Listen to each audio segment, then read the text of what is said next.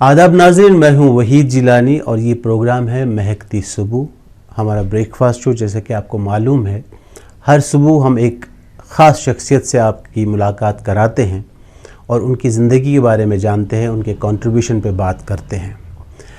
आज जो शख्सियत हमारे साथ जुड़ी है किसी तारुफ के मोहताज नहीं है। एक शॉर्ट स्टोरी राइटर हैं, पोइट हैं, ब्रॉडकास्टर हैं, ट्रांसलेटर हैं। जनाब सतीश विमल जी हमारे स्टूडियो में मौजूद हैं। आइए उनसे बात करते हैं। सतीश जी, आपका बहुत बहुत स्वागत है इस प्रोग्राम में। शुक्रिया हुजूर, आपकी मेहरबानी।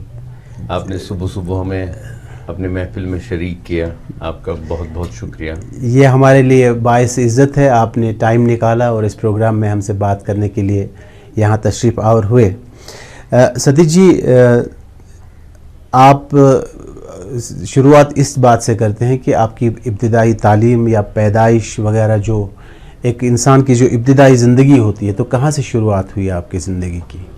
मैं श्रीनगर से 50 किलोमीटर दूर एक छोटा सा गांव है, पहाड़ी के एक दामन में बसा हुआ बहुत प्यारा सा गांव, त्राल इलाके में बूथू है जिसका नाम जी, बूथ कहते हैं हम लोकल पीटीएम में। तो वहाँ पे जन्मा हूँ, वहीं पला बड़ा हूँ, वहीं इब्तदाई तालीम हासिल की है, उस पुरफिज़ा मौसम में, उस पुरफिज़ा माहौल में। और बहुत ज़रख़ेज़ ज़मीन रही है वो त्राल की जी, और बहुत पढ़े लिखे लोग रहे हैं। मुझे याद है कि जब हमारे बचपन में आसपास पूरे कश्मीर में तालीम का इतना ज़्यादा रिवाज नहीं था जी, अब लोग पढ़ना शुरू हो गए थे। तो निस्बतन त्राल तब कश्मीर में एक ज़्यादा तालीम याफ्ता इलाक़ा था। तो उस माहौल में पले बड़े हैं और जिस छोटे से गांव में हमने तालीम हासिल की, वहाँ पे जो पढ़े लिखे लोग थे उनसे तो रहनुमाई मिली ही मिली, पर जो बज़ाहिर के अनपढ़ लोग थे, जो स्कूल नहीं गए थे, जो तालीम याफ्ता नहीं थे, उनसे बहुत ज़्यादा सीखा। उतना ज़्यादा सीखा जो बाद में किसी भी कॉलेज यूनिवर्सिटी की तालीम से ज़्यादा कीमती माना जा सकता है। तो आपकी जो तालीम है वो उसके बाद आपने आगे तो आपने तालीम जो हासिल की वो शायद कश्मीर यूनिवर्सिटी से हासिल की। जी, उसके बाद कई सारी छोटी छोटी डिग्रियां और छोटे छोटे कोर्सेज तो करता ही रहा मैं।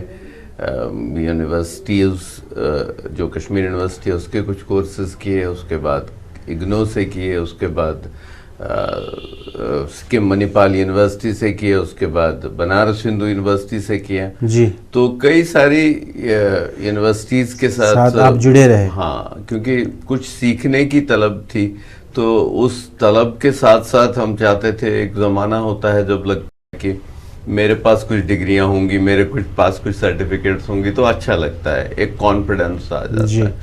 लेकिन असल मकसद होता है सीखना। बिल्कुल। तो वो तलब बचपन से थी, ज़ुबानें सीखने की, मुख्तलिफ उलूम के साथ खुद को मुतारिफ करने की, क्योंकि बचपन से ही देखा था, सुना था, महसूस किया था अपने बुज़ुर्गों के साथ हम कलाम होते हुए, उनकी सोहबत में बैठते हुए, कि आपके पास जितने ज़्यादा उलूम हैं, आपके पास जितनी ज़्यादा नॉलेज है जी, तो उतने ज़्यादा आप काबिल इज़्ज़त हैं इस दुनिया में और किसी काम के हैं जी। तो इसलिए एक बचपन से एक चाहत थी मुख्तलिफ मज़ाहिब का मुतालबा करना और फ़लसफ़ों का मुतालिया करना, उसके बाद कई ज़बानें सीखना। तो जिस माहौल में हम पढ़े थे वहाँ भी मल्टीलिंगुअल माहौल था। इस पे बात करेंगे सतीश जी। हमने सुना है कि आप इनिशियली जो आपकी इब्तिदाई तालीम के बाद आपको बड़ी ख्वाहिश थी कि आप एक गवर्नमेंट एम्प्लॉय बने, आपको गवर्नमेंट जॉब मिले, और उसके बारे में थोड़ा बताएं, और उसके बाद रेडियो से आपका नाता कैसे जुड़ा, उस पर रोशनी डालें। वो तो हम जैसे जो मिडिल क्लास के लोग होते हैं, हमारी एक चाहत होती है, और कश्मीर में वैसे भी प्राइवेट सेक्टर का उतना फैलाव नहीं। आप चाहते थे कि मैं एजुकेशन डिपार्टमेंट में जाऊं? हाँ, वो नजर जहां तक इंसान की जाती है जी, वहीं तक वो अपना नजरिया बनाए रखता है जी। तो हमारी नजर में यही था कि ग्रेजुएशन के बाद आदमी टीचर हो सकता है, हाँ, बैंक में क्लर्क हो सकता है, किसी दफ्तर में बाबू हो सकता है, और जितने भी इम्तहान इस तरह के होते थे एंट्रेंसेस वगैरह, एक छोटे से लोअर डिवीजन क्लर्क से लेकर के इंस्पेक्टर्स ग्रेड तक के, और जो स्टाफ सिलेक्शन कमीशन या पब्लिक सर्विस कमीशन के इम्तहान होते थे, उनके बारे में थोड़ी सी जानकारी हमको भी मिल गई थी। तो वो सारी चीजें ट्राई कर ली थी जी। टीचर बनने के लिए 2-3 बार कोशिशें की, लेकिन मुमकिन नहीं हो सका, मुकद्दर में नहीं था। हम हमेशा लिस्ट से बाहर होते रहे और इम्तहानात जो हमने दिए बैंक के लिए, इनकम टैक्स डिपार्टमेंट के लिए, इसके लिए उसके लिए, तो कहीं पे कामयाबी नहीं मिली। नजर में ये नहीं था कि कुछ और भी किया जा सकता है। रेडियो हमारा आना जाना होता था पहले भी, स्कूल के दिनों से ही मुख्तलिफ प्रोग्रामों में पार्टिसिपेट करते थे, ज़्यादातर शायरी अपनी सुनाते थे और हिंदी उर्दू के प्रोग्रामों में आया करते थे। ये कभी नहीं सोचा था कि कभी आकर के रेडियो का बहसत मुलाजिम हिस्सा हो जाएंगे। तो उन्हीं दिनों में जब कशमकश थी, जहाँ कहीं मौका मिले वहाँ एक फॉर्म भर लो, कोशिश कर लो कहीं नौकरी मिल जाए। तो एक प्राइवेट स्कूल में पढ़ाया करता था उन दिनों में। अच्छा। तो ये देखने के लिए कि जब तक कहीं और नौकरी नहीं मिलती है तब तक रोजगार चलता रहे और कुछ कर रहे हैं इसका भी एहसास हो खुद को।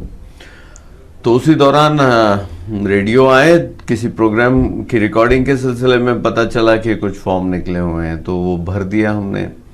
और ऊपर वाले ने लिखा हुआ था कि पहली बार ही भर दिया और पहली बार ही लिस्ट में आ गए।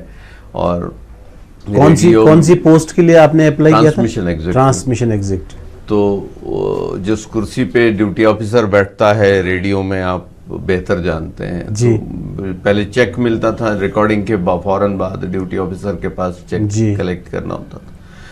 तो जब हम उस कमरे में घुसते थे तो मुझे लगता था दुनिया में सबसे बड़ा अफसर यही होगा, क्योंकि उस जगह पे बैठा हुआ शख्स जो होता था तो उसका रोब, उसका वो स्टाइल से हमसे बात करना, और मुझे लगता था कि नहीं, डायरेक्टर बाकी सब, और ऊपर से चेक्स भी उसी के ड्रॉअर से निकलना और बांटना, पैसे बांटने वाला शख्स बहुत बहुत बिल्कुल।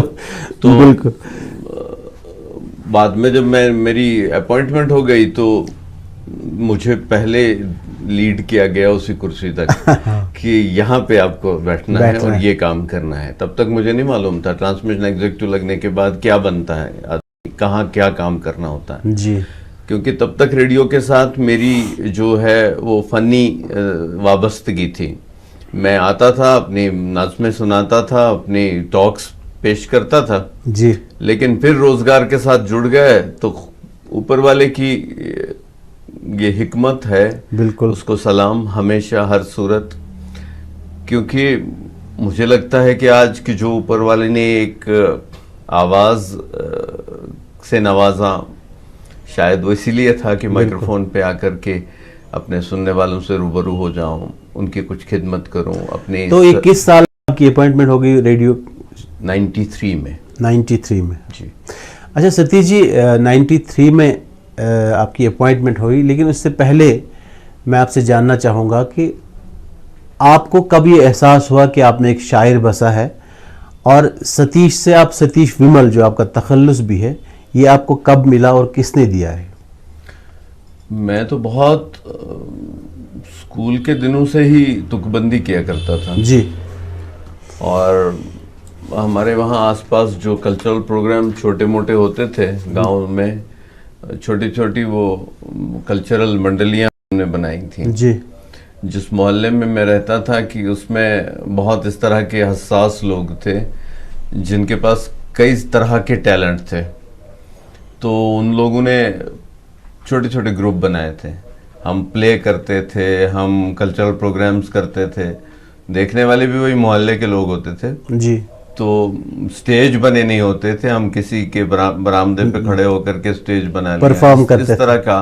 किसी के घर में शादी है तो वहाँ पे हमने वही जिलानी जैसे बड़े मंजे हुए आर्टिस्ट को बुलाना नहीं, क्योंकि उन दिनों वो कल्चर नहीं था। बिल्कुल सही। हाँ, हम खुद प्लेस जा करके ले लेते थे, स्पेस का इस्तेमाल करके अपने टैलेंट को दिखाते थे।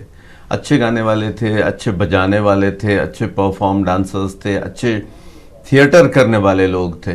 उन दिनों मुझे लगा कि मुझ में कुछ लिखने की सलाहियत है जी। क्योंकि जब हमारे आसपास जो मेरे से बड़े लड़के थे तो वो कुछ प्रपोजल लेकर के सामने आते थे तो मैं वॉलंटियर करता था कि मैं इसके लिए ये नगमा लिखूंगा या मैं ये सीन बना के दूं। तो जब मैं बना के देता था तो मुझे लगता है कि वो लोग खुश होते थे और एक्सेप्ट करते थे। विद अल्ट्रेशंस वो चीज़ें एक्सेप्ट होती थी, उन चीज़ों पर परफॉर्म होता था। मुझे खुद ही को शाबाशी देने का मौका वहाँ मिलता रहा और मैं खुद ही को कहता रहा कि मियाँ लिखते रहो और आप शायद अच्छा लिखते हो क्योंकि ये 10 लोगों की ताली आपको मिल गई। तो विमल सतीश से सतीश विमल, हाँ, ये मेरे एक टीचर हैं, रहे हैं स्कूल में। उन्होंने यही तुकबंदी का एहसास हो गया होगा उनको कि इसमें कुछ है लिखने पढ़ने का। और कुछ लोग दूरंदेश होते हैं, उनको शायद पता होगा कि ये बाद में इसी तरह के काम करता रहेगा, तो उन्होंने एक नाम उठा के जो उनको अच्छा लगा। तो मुझे अजीब लगा अपने नाम के साथ जोड़ना, क्योंकि मुझे लगा कि ये अजीब तरकीब बन रही है, फिट नहीं बैठ रही है, क्योंकि आदि नहीं था उसका। तो उन्होंने उठा के कहा नहीं अब तुम विमल हो। तो मैंने फिर उसको जोड़ दिया और मेरी जिंदगी का हिस्सा हो गया। अब मैं उसके बगैर जाना ही नहीं चाहता हूँ। खुद भी कोई मुझे इसके बगैर एड्रेस करे तो मुझे लगेगा किसी और की बात कर रहा है। जी जी जी जी। सतीश जी, आप सूफीज़म के जानने और मानने वाले हैं। आपका मैंने अभी हाल ही में एक स्टेटमेंट पढ़ा कि Kashmir is the land of spirituality. Absolutely. इस पे आप इजहार ख्याल करें अपना। इसमें तो कोई शक ही नहीं है, और जो इस बात को नहीं मानता है वो शायद हमारी जो रवायत हैं, जो हमारी ताकत है कश्मीर की, उसको शायद पहचानता नहीं है, उससे शायद उसका एहसास नहीं है जी। जब हम बचपन में ही देखते हैं अपने घरों में, अमूमन हर कश्मीरी घर के अंदर एक म्यूज़िक सुनने का रिवाज है जी। फोक म्यूज़िक हो, सूफियाना म्यूज़िक हो, तो वो सारा कलाम जो वहाँ परफॉर्म होता है उसका 80-90% कलाम जो है वो सूफियाना है जी। हमारे घरों में हमारे बुजुर्ग जब बात करते हैं तो उनके जो बात करने के तरीके हैं उसमें स्पिरिचुअलिटी ही झलकती है। आप देखिए कश्मीर के चप्पे चप्पे पर सूफिया की, संतों की, ऋषियों और मुनियों की दरगाहें हैं, निशानात हैं, जियारतगाहें हैं। ठीक है जी। तो आप जहां से भी जाएंगे जगह का नाम उठा लीजिए, या कश्मीरी में कहते हैं रिश्वर। हाँ बिल्कुल सही बात। आप कोई नाम उठा लीजिए तो किसी न किसी ऐसी चीज के साथ उसका रिश्ता आपको निकल आएगा, जो रिश्ता आपकी स्पिरिचुअल विरासत के साथ आपको जोड़ेगा। जी। जिस सरजमीन पर हमारे पास नुंदरीशी जैसा, अलमदार जैसा, ललदेद जैसी कमाल की शख्सियतें मौजूद हों, उस सरजमीन को हम स्पिरिचुअलिटी की सरजमीन नहीं कहेंगे तो क्या कहेंगे। आज भी मैं मानता हूँ कि ऐसे हजारों लोग कश्मीर के अतराफो अकनाफ में जिंदा जावेद स्पिरिचुअलिटी की अलामतें और मूर्तें बनी हुई हैं, जो अब स्पिरिचुअलिटी का फैज़ बांट रही हैं जी। और एक ये रवायत इतनी मुस्तहकम है मिट्टी के साथ जुड़ी हुई कि इसको कोई मटेरियल ताकत अलग नहीं कर सकती। हाँ, हम अपनी आंखें बंद करके कह सकते हैं कि इस वक्त सुबह नहीं है जी। इस वक्त अंधेरा है, तो ये तो हम खुद को ही एक भ्रम में मुब्तला कर देंगे, भ्रम में मुब्तला कर देंगे। हकीकतन इस वक्त जो प्यारी प्यारी सुबह खिली हुई है जिसका हम हिस्सा बने हुए हैं, ये एक इदराक की बात है जी। आंख बंद करके इस सुबह को भी हम अंधेरा कह सकते हैं, लेकिन ये हमारे इदराक की बात है कि हम खुद को कितना पहचानते हैं, हम अपने आसपास के अपनी इज्तमाई पहचान को कितना जानते हैं जी। और हमारे सूफिया और हमारे बुजुर्गों ने तो हमें खुद को भी और हमारे आसपास की इज्तमाई पहचान को भी जानने समझाने का हमें भरपूर मौका दिया, रहनुमाई की। इसलिए मैं कहता हूं कि जो शख्स इस स्पिरिचुअल विरासत के साथ जुड़े रहेगा वो उतना ही ताबनाक होगा। जितनी ताबना की रवायत रही है। जी, बहुत अच्छा। सतीश जी, आपका एक अच्छा कैरियर है, एक लंबा कैरियर है। अपनी तख्लीकात के बारे में, अपनी जो कितनी किताबें आपकी शाया हुई हैं और किस किस ज़ुबान में हुई हैं? लगभग 30 किताबें हैं जो मेरी क्रिएटिव राइटिंग्स हैं जी। और लगभग 20-25 और किताबें हैं जिनमें मेरा कंट्रीब्यूशन हिस्सा आया है। वो मेरी किताबें नहीं हैं जी। कुछ कुछ अहम पब्लिकेशंस हैं मुख्तलिफ इदारों की जिनका मैं हिस्सा रहा हूँ, कई सारे प्रोजेक्ट्स का हिस्सा रहा हूँ। पहले जब शुरुआत की थी मैंने लिखने की तो वो हिंदुस्तानी ज़ुबान जिसमें उर्दू हिंदी मिक्स होता है, जो फिल्मों की ज़ुबान है जी। तो उसी ज़ुबान में लिखा करता था। घर में जो माहौल था उसमें उर्दू भी आती थी लोगों को, हिंदी भी आती थी, पर्शियन, अरबिक और संस्कृत की रवायत भी थी, अंग्रेज़ी और मुख्तलिफ मैथमेटिक्स और दूसरे उलूम जानने वाले लोग भी आसपास मेरे थे। तो ये सब एक कॉम्बो सा हो गया था जब मैं लिखने लगा था। तो एक मिक्स्ड लैंग्वेज था, सब्जेक्ट्स भी कुछ वेरीड थे, तो इन पे मैं कंपोज करता था, इन पे मैं छोटे छोटे ड्रामे, स्किट्स लिखा करता था, कहानियाँ लिखा करता था। लेकिन बाद में धीरे धीरे मैं सीरियसली जब लिखने लगा तो हिंदी की तरफ लिखने लगा, क्योंकि मेरे पास मटेरियल हिंदी का बहुत ज़बरदस्त पढ़ने को मिला था जब मैं टीन्स में था। जी। और बहुत बड़े बड़े राइटर्स, और मैंने इंटरनेशनल लेवल के राइटर्स को भी हिंदी ट्रांसलेशंस के ज़रिए पढ़ा था। जी। जैसे हम अंग्रेज़ी के बड़े बड़े शोरा को ले लेंगे या मौलाना रूम को ले लेंगे, इसी तरह लियो टॉलस्टॉय को लेंगे, तो मैंने इन सब के तर्जुमे जो हैं वो हिंदी के ज़रिए से पढ़े थे। एक असर वो मेरे लिटरेरी सफ़र पे इसका बहुत हुआ और मैंने सीरियसली लिखना शुरू किया। लेकिन मेरी खुशनसीबी, पता नहीं क्या, मैं मानता हूँ कि आप खुद एक बहुत बड़े फनकार हैं हमारी सरजमीन के, जिन पे हमें फ़ख्र है।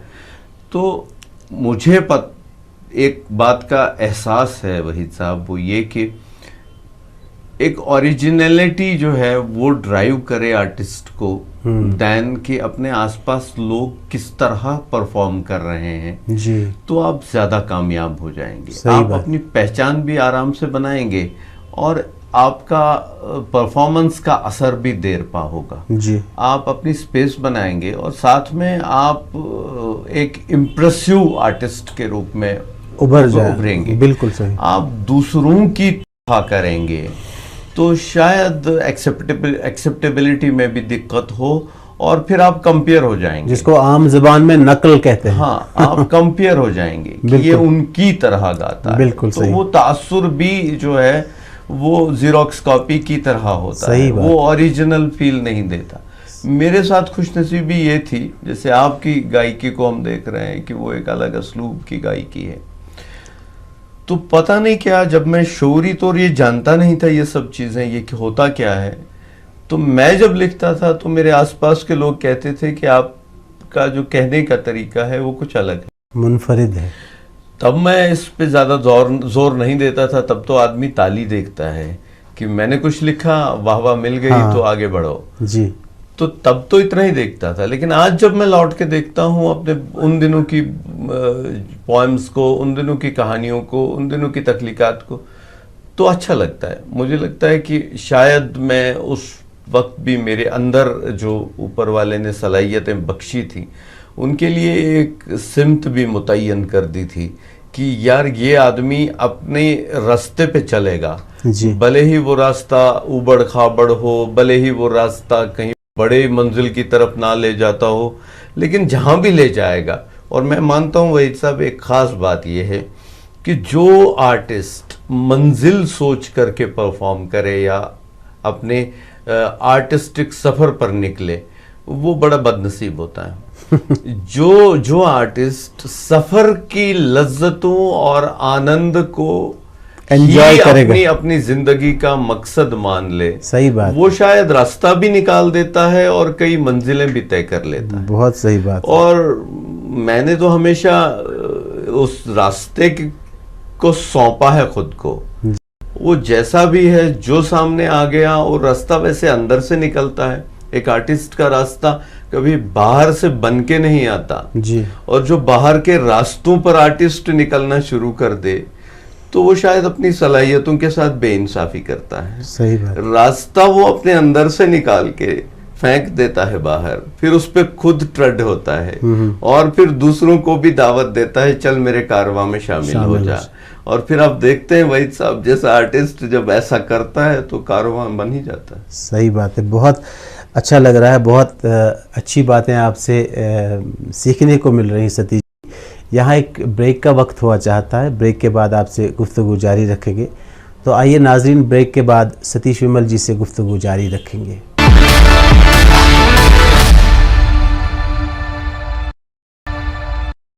एक बार फिर आपका खुशामदीद प्रोग्राम महकती सुबह में। आज हमारे ख़ास मेहमान हैं बहुत ही अच्छे शायर, क्रिटिक, ब्रॉडकास्टर, क्या क्या नहीं हैं, जनाब सतीश विमल जी।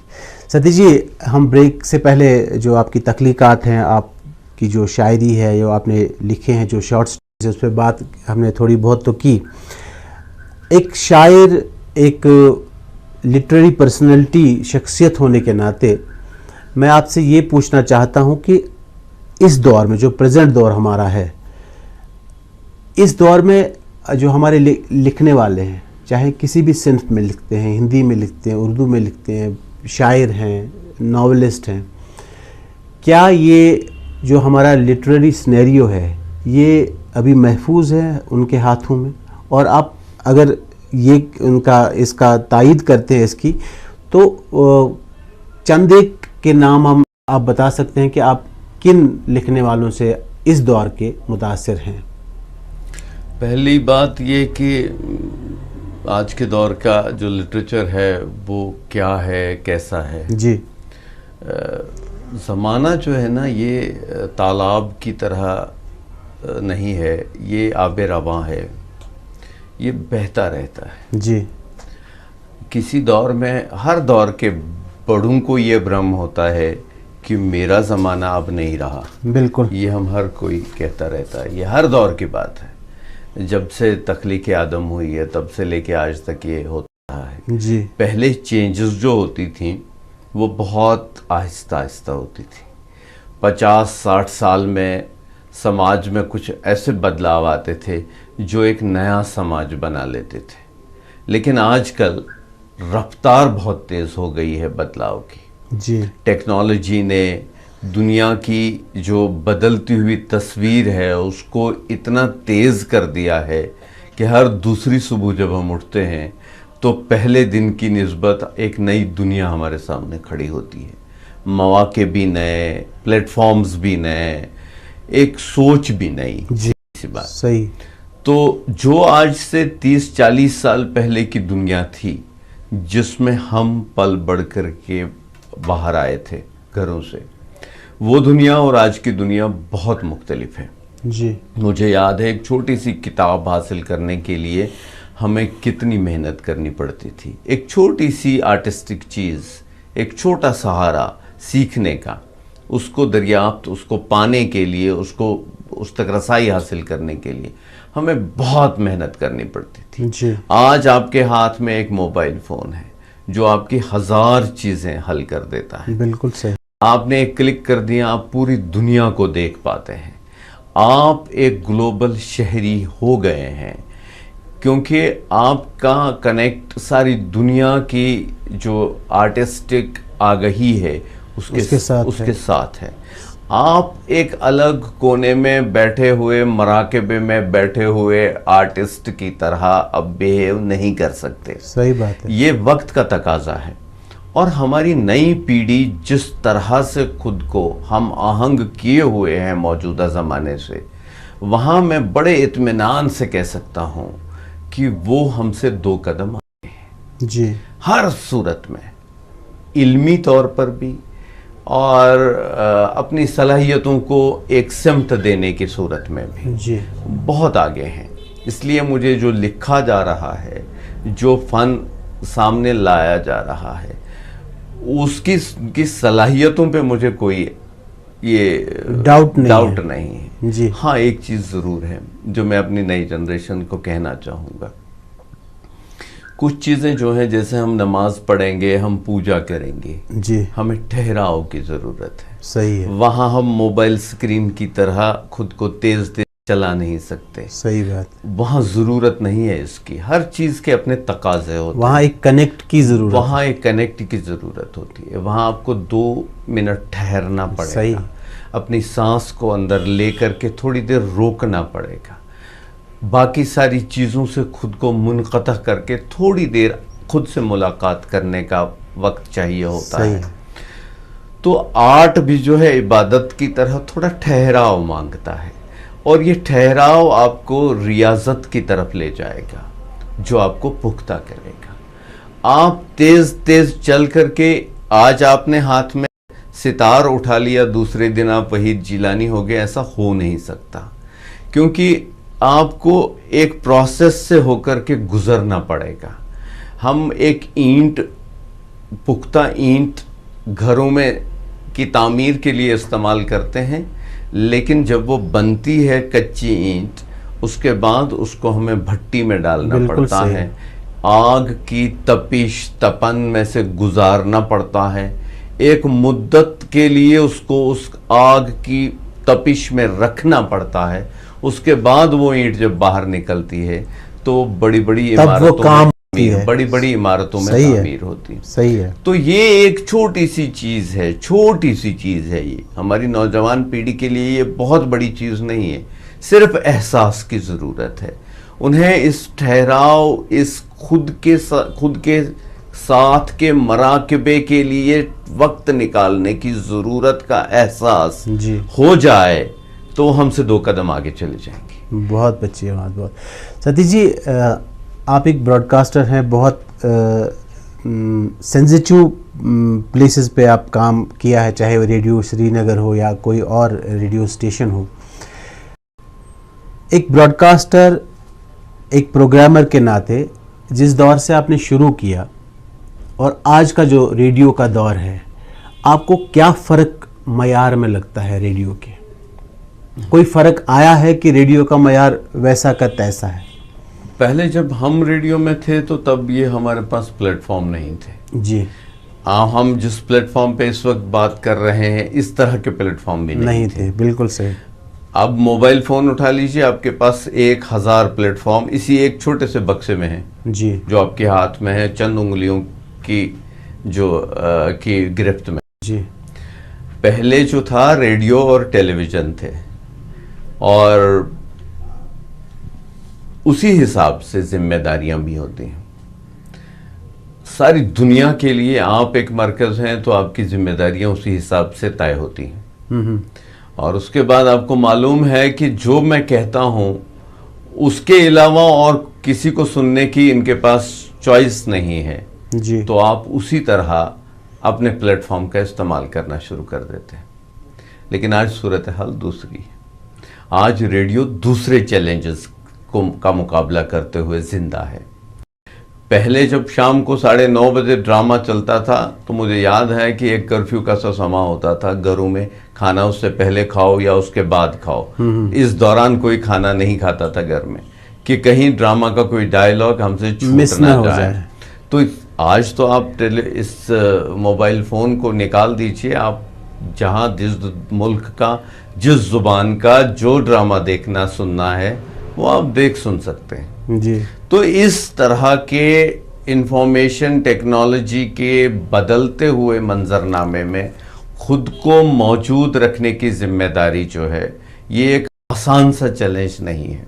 उसके बावजूद हमारे जो कश्मीर का रेडियो है जी, आज भी लोग इसके साथ जुड़े हुए हैं, ये आप भी जानते होंगे।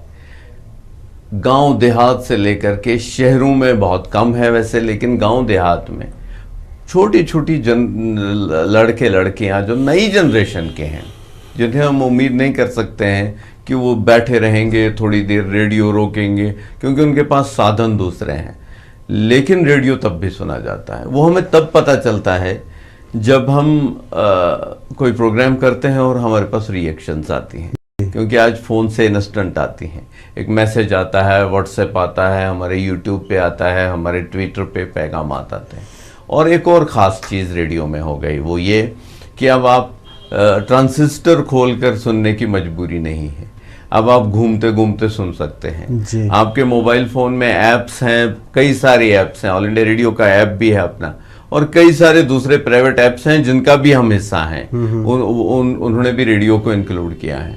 तो आप जिस तरह से कुछ और सॉफ्टवेयर्स का इस्तेमाल करके कुछ और प्लेटफॉर्म्स तक रसाई हासिल कर सकते हैं, उसी तरह आप रेडियो को भी सुनते हैं। उससे एक चीज़ खास हो गई है कि अभी तक जो अमेरिका में रहने वाला, लंदन में रहने वाला, दुबई में रहने वाला कश्मीरी है, जो अभी काम से के बाहर है या किन्हीं कारणों से कश्मीर से अलग है, तो उसके लिए शाम को कश्मीरी म्यूजिक सुनना कोई बड़ी दिक्कत नहीं है। वो ऐप पे दुनिया के किसी भी कोने में सुन सकता है। सही है। तो हमारी एक ग्लोबल रीच हो गई है, और उन लोगों के लिए ये ज्यादा फायदे की चीज हो गई है जो डिस्कनेक्टेड फील कर रहे थे अपने लैंड से, अपनी जगह से, अपने उस कल्चरल इथॉस से। वो लोग बहुत ज्यादा झुक गए हैं। अब उनको पता है अमेरिका में कि 11:15 बजे रात को वो श्रीनगर ऑन करेंगे तो यहाँ के हिसाब से छकरी चलेगी। बिल्कुल सही। तो वो इस तरह सुन करके हमें फीडबैक मिलता है, क्योंकि हमारे जो सोशल मीडिया प्लेटफॉर्म्स हैं उनके जरिए से इंस्टेंटली उनका रिएक्शन आ जाता है। सही है। तो इस बदलते हुए मंजरनामे में मुझे अभी भी लगता है कि रेडियो की जो है रीच बहुत ज़्यादा है, और रेडियो का इम्पैक्ट अभी कम नहीं हुआ। सतीश जी, आपने बहुत सारी चीज़ों का ट्रांसलेशन किया है, और आपकी भी कुछ चीज़ों का ट्रांसलेशन हुआ है मुख्तलिफ ज़बानों में, जो आपकी तख्लीक़ात हैं, जो आपकी किताबें हैं, उसके बारे में थोड़ा सा हमें, हमारे व्यूअर्स को बताएं। हुजूर, जितना अहम हमारे लिए क्रिएटिव लिटरेचर है जी, उतना ही अहम है, सारी दुनिया में हर दौर में रहा है, तर्जमा। जी। आप अरबी नहीं जानते हैं, आपको कुरान शरीफ पढ़ना है, तो अगर आप अरबी पढ़ेंगे तो रट लगा के पढ़ेंगे, पता नहीं चलेगा क्या पढ़ रहे हैं। इसका मकसद क्या है? बिल्कुल। जब आप तर्जमा पढ़ते हैं तो आपको एहसास होता है मैं पढ़ क्या रहा हूँ, और इसकी रहनुमाई कैसे हासिल की जा सकती है, ये तर्जमा बताएगा। जी। अदब के साथ भी यही है। सारी दुनिया में जो फ़हमो फरासत, अक्ल व दानिश और मुख्तलिफ उलूम की किताबें हैं, वो हम तक तभी पहुंची हैं जब उनका तर्जमा हो पाया है। पुराने ज़मानों से लेकर के आज तक तर्जमे की एक शानदार रवायत रही है, और हम जिस सरजमीन में पले बढ़े हैं, बदखुशनसीबी है कि ये इल्म आगही का मरकज़ रहा है जी, कई हज़ार साल तक। लेकिन हमें सियासी हालात ने मारा, तो वो चीज़ें जो हमारे नज़रों से छूट गई, हमारे सामने सिर्फ सियासी हालात रह गए, और हमारे कायदीन भी इतने अल्लाह ने रोशन ख्याल बनाए हैं कि उन्हें कभी इन चीज़ों का एहसास नहीं हुआ कि शेर भी कोई चीज़ होती है, जो इल्मी देन है उसकी भी कोई अहमियत होती है। उन्होंने सिर्फ हमें सियासी पहचान तक महदूद रखा, जानबूझ के अपने फ़ायदे के लिए, और हम भी उसी तरह से भूल गए, वो डिस्कनेक्ट हो गया। लेकिन आप देखिए, कश्मीर के आचार्यों ने, कश्मीर के आलिम फाजिल हजरात ने ऐसी तहरीरों के ज़रिए इल्म के वो ख़जाने खोल के रख दिए हैं कि अगर आज तक भी हमें एहसास नहीं हुआ, अगर अब भी हो जाए तो हम सारी दुनिया को रास्ता दिखा सकते हैं, एक जगह बना सकते हैं। आप देखिए, मौलाना रूम की जो तहरीरात हैं वो ईरानियों ने सारी दुनिया के सामने रख दी, और आज वेस्ट में क्रेज़ है, वो मानते हैं कि जिन्होंने मौलाना रूम को पढ़ा वही पढ़ा लिखा है, इसलिए कि उनको बताना आया दुनिया को। हमें तो अभी खुद को बताना नहीं आया कि शेखुल आलम क्या होता है, अभिनव गुप्त क्या होता है, ललदेद क्या होती है। सही बात। हमने तो, मैं अभी कुछ दिन पहले बात कर रहा था अपने फारसी के जानने वाले लोगों से, मैं उन्हें कह रहा था कि हमारे पास जब गनी कश्मीरी जैसा फारसी का इतना बड़ा शायर है, जिसे पर्शियन लोग जो हैं खुद पढ़ाते हैं सिलेबस में, तो हमारे नौजवानों को पता क्यों नहीं पता है? नहीं है। सिर्फ फारसी के चंद लोगों को मालूम है जो दरअसल उनकी कुछ तहरीरात पढ़ती हैं, लेकिन आम लोगों को तो पता ही नहीं है। आम लोगों को तो बहुत कुछ अपने बारे में पता नहीं। ये सब तर्जमे से हो पाता जी। और इसलिए दारुत तर्जमा हो हर दौर में दरबारों में हुए हैं। आप देखिए हज़रत शेखुल आलम के ज़माने में ही उनकी कुलियात का तर्जमा किया गया था, जो फिर दरबार में रहता था। फारसी में उनकी तर्जमा होता था, क्योंकि फारसी बोलने वाले लोग हुकूमत करते थे और सरकारी ज़ुबान फारसी थी। तो उन्हीं के ज़माने में उनकी जो शायरी है उसका तर्जमा किया गया था, मंजूम तर्जमा किया गया था जी। और आप देखिए हज़रत अमीर खुसरो ने भारतीय जो फ़लसफ़े की किताबें हैं उनको ईरानियों के हवाले कर दिया था। इसी तरह से इंडिया के कई सारी चीज़ें अरब चली गई, अरब की कई सारी चीज़ें यहाँ आई थी तर्जमे के ज़रिए। तो मुझे लगा कि तर्जमा एक पुल है जो दो लिसानी ममलिकतों के दरमियान ही तामीर नहीं होता, एक राबिता वो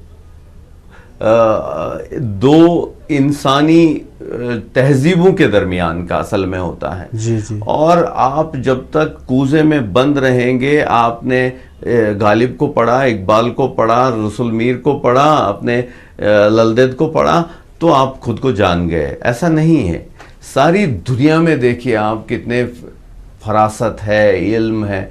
आप जो मैं भी बात कर रहा था कि बदलती हुई दुनिया है आज जी। और इस बदलती हुई दुनिया में अगर हम कुछ खास चीज़ों तक ही महदूद रखें अपनी नई पीढ़ी को, तो मुझे लगता है कि हम नाइंसाफ़ी करेंगे उनके साथ। इसलिए ज़रूरत है कि हम अपनी चीज़ें दुनिया को बताएं और दुनिया भर की चीज़ें यहाँ लाएं। इसलिए तर्जमे की बहुत ज़रूरत है। ये मैं बहुत पहले से समझा था, क्योंकि जब मैंने सारी दुनिया का लिटरेचर तर्जमे के ज़रिए ही पढ़ा था। हमने खलील जिब्रान को इसलिए समझा क्योंकि हमारे पास अंग्रेज़ी में वो दस्तयाब था। वो अरबी में होता तो शायद ज़्यादातर दुनिया भर के लोग उसे नहीं समझते। बिल्कुल सही। आज वो ग्लोबल सिटीजन है, आज वो ग्लोबल इंटेलेक्चुअल एम्बेसडर है, इसीलिए कि वो सारी एक ऐसी वसीले की जुबान के जरिए हम तक पहुंचा है जिस तक हमारी रसाई है।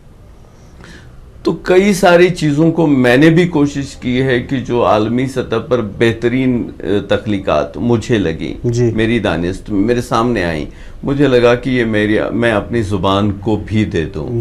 तो मैंने जब पढ़ा, अंग्रेज़ी में पढ़ा, तो मैंने कहा कि नहीं, इसे कश्मीरी में मुझे अपने लोगों के साथ बांटना चाहिए। इसी तरह मैंने लोकली कुछ अच्छी चीज़ें देखी तो मैंने उठा करके उसको दूसरी ज़ुबानों में मुंतकिल किया जहाँ तक मेरी रसाई थी।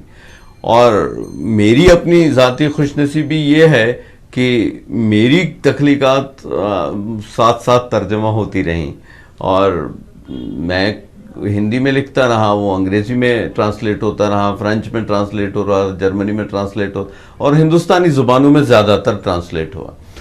तो तर्जमे के ज़रिए एक ख़ास चीज़ होती है कि आप तर्जमा भी एक कसौटी है साहब, सही, बहुत बड़ी कसौटी है, क्योंकि आप लोकल लेवल पे एक गीत लिखते हैं या एक नगमा लिखते हैं, लेकिन जब आप ट्रांसलेट करते हैं तो उस नगमे की रवानी को आप तर्जुमे के जरिए पहुंचा नहीं सकते। सही बात। आप सिर्फ कंटेंट को पहुंचाते हैं। सही बात। आप उस कंटेंट को कैसे कहा गया है वो चीज़ पहुंचा सकते हैं। तो वो एक कसौटी है आपके अदबी मय्यार की, एक कसौटी, कई कसौटियों में से एक ताकतवर कसौटी ये भी है कि आप तर्जुमे के बाद भी असर करने वाले तख्लीकार हैं या नहीं, ये आपका तायुन कद्र करने में मदद करता है। सदी जी, वापस सूफीज़म पे आते हैं। आप कहते हैं कि पिछले 10-15 साल में कई लोगों ने ललदेद और मुंदरेशी का जो कलाम है, जो उनकी सेइंग्स है, उनको मिक्सअप किया गया है दूसरी चीज़ों के साथ। इसको एक लिंग्विस्टिक बोर्ड के ज़रिए वेरीफाई करने की ज़रूरत है। बिल्कुल तो इस पे अपना इजहार ख्याल करें, हमारे व्यूअर्स को बता दें कि आप क्या समझते हैं, क्यों ऐसा हुआ है। ये हर दौर में होता है, लीजेंड्स के साथ हमेशा हुआ है जी। मैं आपको एक मिसाल दूं, हमारे पास इंडिया में संस्कृत के अलावा सबसे पुरानी ज़ुबान है तमिल। तो 2500 साल पहले उनके पास शेखुल आलम जैसा एक शायर है जी, तिरुवल्लुर। तो तिरुवल्लुवर की राइटिंग्स के साथ भी ऐसा हुआ। बाद में वहाँ की सरकार ने एक बोर्ड बना दिया जी, 2-3 दहाइयाँ पहले की बात है, 2-3 सेंचुरीज पहले की बात है। तो उन्होंने कहा कि ये मिक्सअप हो गया है, कुछ चीज़ें जो हैं उनकी जो ज़बान की शैली है उसके साथ मैच नहीं कर रहा है। अच्छा। तो इसको देखने की ज़रूरत है। एक बोर्ड बन गया, वो 8 साल तक बोर्ड काम करता रहा जी, और बहुत कंट्रोवर्सीज हुई उस पर।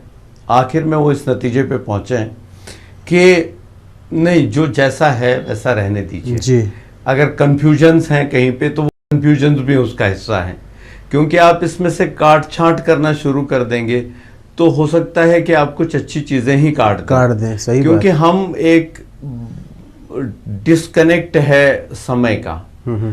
जैसे हम शेखुल आलम और ललदेद के बारे में मैं बात करता रहता हूँ बार बार, क्योंकि हम लिंग्विस्टिक पैमानों पर उन दोनों को परखेंगे तो हम देखेंगे कि बहुत से कलाम पढ़ते पढ़ते आप रुक जाएंगे।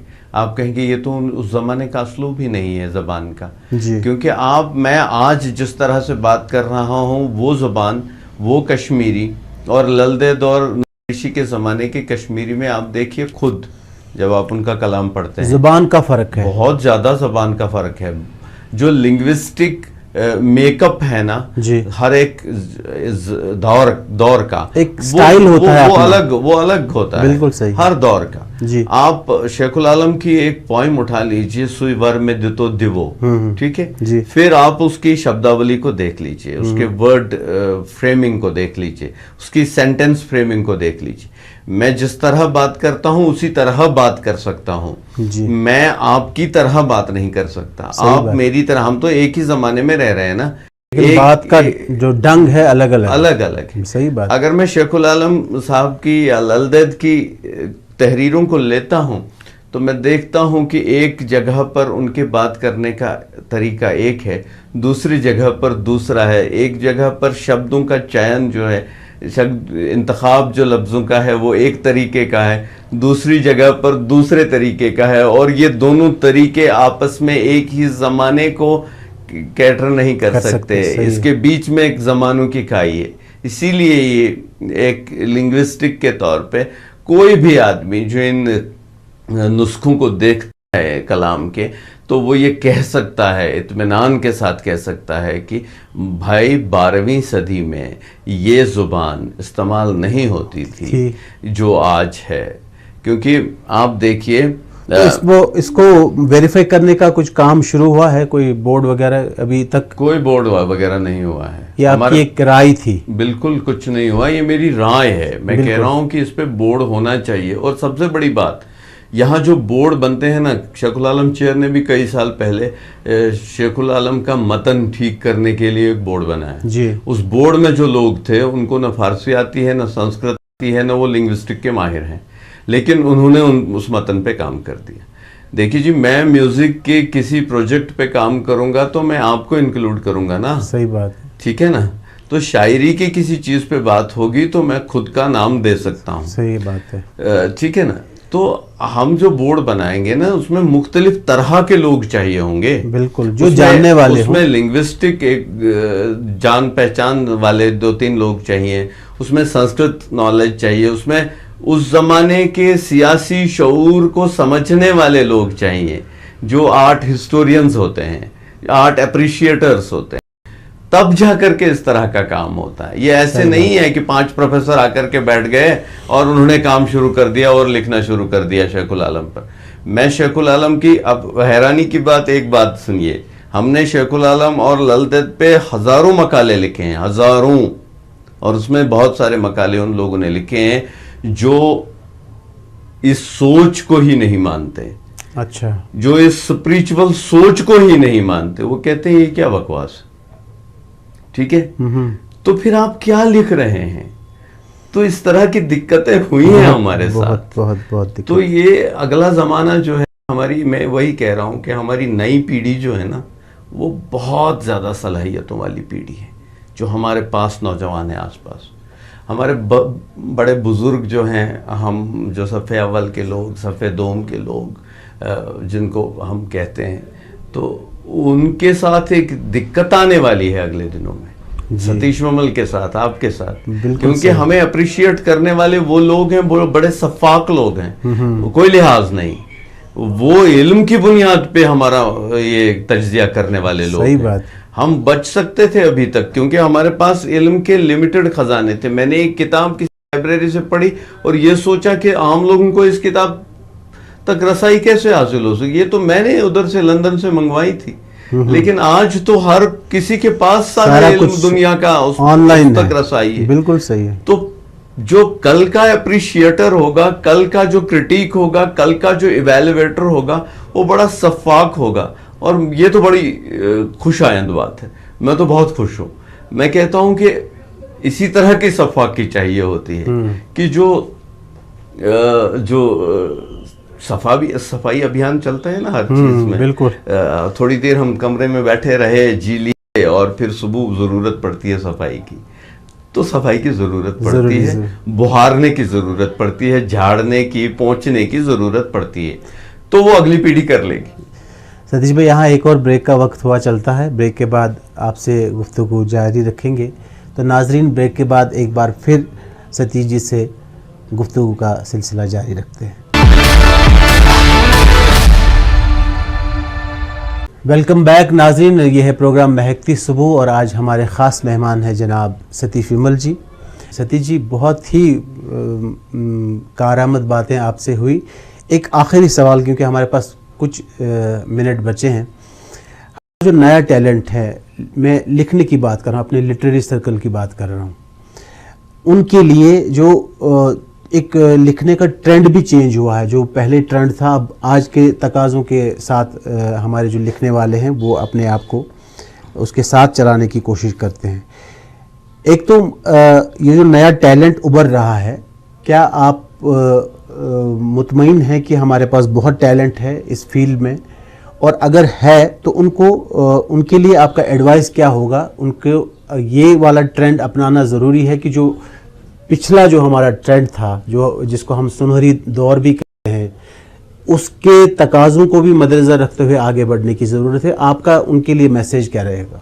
उनके लिए उनको तो मैसेज देने की ज़रूरत नहीं है, उनसे बात शेयर करने की ज़रूरत है। जी। मैसेज मैं अपने बुजुर्गों को देना चाहूँगा, ज़रूर देना चाहूँगा। जी जी। और बहुत सफ़ाकी के साथ देना चाहूँगा। वो ये कि अपने खौल से बाहर आइए। अच्छा।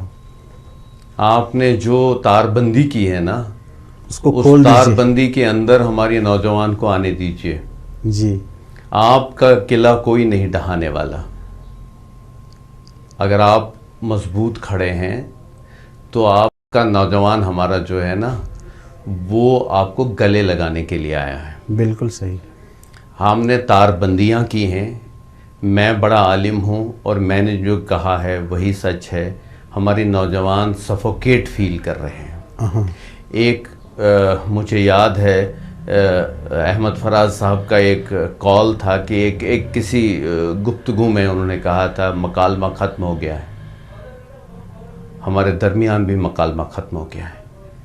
हमारी नई पीढ़ी और हमारे बुजुर्गों के दरमियान का मकालमा ख़त्म हो गया। इंटरेक्शन जो है, मकालमा ख़त्म हो गया। हाँ। एक रिश्ता ख़त्म हो गया। मैं सतीश विमल कहीं पे हूँ, मैंने कुछ किया है, मेरा नाम है, मैं वो हूँ, मैं ये हूँ, मैं उस हिसार में रह रहा हूँ। उस हिसार को तोड़ने की बहुत ज़रूरत है। बिल्कुल सही। नहीं तो मुझे नज़रअंदाज करने के लिए वो शख्स बैठा है, बिल्कुल वो आंख फेर करके मुझे नज़रअंदाज कर देगा। हमने एक ऐसा विशियस एनवायरनमेंट खड़ा किया हुआ है हमारे बुजुर्गों ने कि मैं जानता हूँ, इल्म में कोई कुछ नहीं जानता है। मुझे अगर 10 चीज़ें पता हैं, 2000 चीज़ें नहीं पता। बिल्कुल सही है। इल्म यही सिखाता है कि मुझे जितना मालूम है उससे 1000 गुना नहीं मालूम। और आर्ट, लिटरेचर, आपने एक लफ्ज़ इस्तेमाल किया था, ट्रेंड। बिल्कुल। ये ट्रेंड से नहीं चलता साहब। कोई क्रिएटिविटी ट्रेंड से नहीं चलती कि आज के ज़माने का ट्रेंड है। ये ट्रेंड अंदर की होती है। हर दौर में एक आर्टिस्ट खुद अपना ट्रेंड डिसाइड करता है। बिल्कुल सही। और अगर वो नहीं करता है, अगर वो बाहर की ट्रेंड पे चलता है, तो वो किसी ब्यूटी प्रोडक्ट के फैशन की तरह, ब्रांड की तरह हो जाता है। ठीक है, आजकल क्या चलता है, ये चलता है। सही है। ऐसा नहीं चलेगा। लिटरेचर क्रिएटिविटी में ऐसा नहीं चलता है। आप देखिए ऐसे ऐसे एक्सपेरिमेंट्स हो रहे हैं जहाँ पे सूफियाना मौसीकी, जहाँ पे क्लासिकल म्यूजिक और जहाँ पे मॉडर्न ये फोक म्यूजिक के साथ लाइट म्यूजिक का कॉम्बो भी आता है और वो इतना दिलकश होता है। कोई फॉर्म नहीं, कोई कुछ नहीं। आर्ट जो है वो अपनी फॉर्म खुद तय करता है। आपकी गुफ्तगू से ये पता चलता है कि जो हमारा यंग टैलेंट है, नया टैलेंट है, इनको अंदर इनके लिए दरवाजे खोलने की ज़रूरत है। इनके लिए दरवाजे खोलने की ज़रूरत है। सतीश जी, आपने बहुत मुफीद बातें की आज हमारे इस प्रोग्राम महकती सुबह में। हमारे व्यूअर्स को भी बहुत अच्छा लगा होगा। आपसे आइंदा प्रोग्राम में फिर मुलाकात होंगे। आप यहाँ आए, हमारी पूरी टीम की तरफ से आपका तहे दिल से शुक्रिया। बहुत बहुत शुक्रिया वहीद साहब, और मैं न्यूज़ 18 का बहुत बहुत शुक्रगुजार हूँ कि आपने मुझे मौका दिया अपनी बात रखने का। आपका बहुत बहुत शुक्रिया। तो नाजरीन, ये था आज का शुमारा महकती सुबह का। कल सुबह एक ख़ास शख्सियत के साथ आपके सामने फिर हाजिर खिदमत होंगे। तब तक अल्लाह निगहबान।